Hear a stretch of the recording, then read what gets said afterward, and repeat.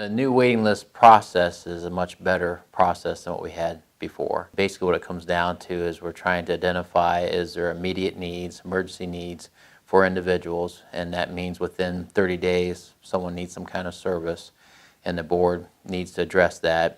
Or are we looking at that within a year someone needs some kind of service and they need to be put on this new waiting list for that service. And then if it doesn't meet any of that criteria, then they're completely off the list.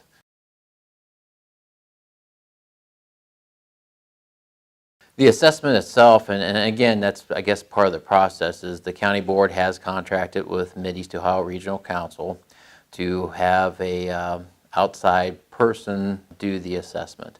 They also do the eligibility piece for the board, so it's kind of similar in structure there, and the waiting list assessment will be completed by them, and they will tease out whether or not they have an immediate need, whether or not they are going to go on the waiting list, and it can be done at the same time. We're trying to streamline things, make things less complicated for families, easier for people to navigate the system, and if you don't have to have as much paperwork or as many meetings, this will help out with that process.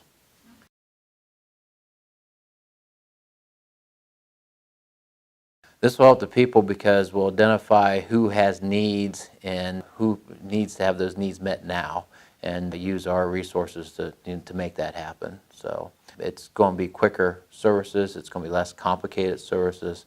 I really think that this will address people's needs in a better way than what we had before. This gets rid of the complication and confusion that we had with the previous waiting list.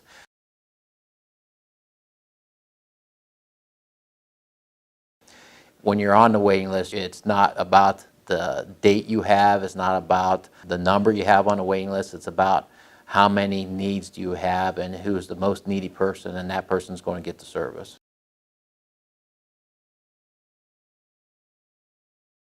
This is not something that the board's going to be completely, having no service for the individual. We're really teasing out what are the needs of the individual, what is the needs of the family, and how the board can serve them. How can we best use our local resources to serve people with developmental disabilities? And this makes that happen. The waiver is not the end-all, be-all. There are other funding mechanisms we have that we can address needs. And again, I think that this is a way for us to address people's needs quicker and not be inhibited by the Ohio Revised Code and the red tape that's normally attached to these type of rules. So.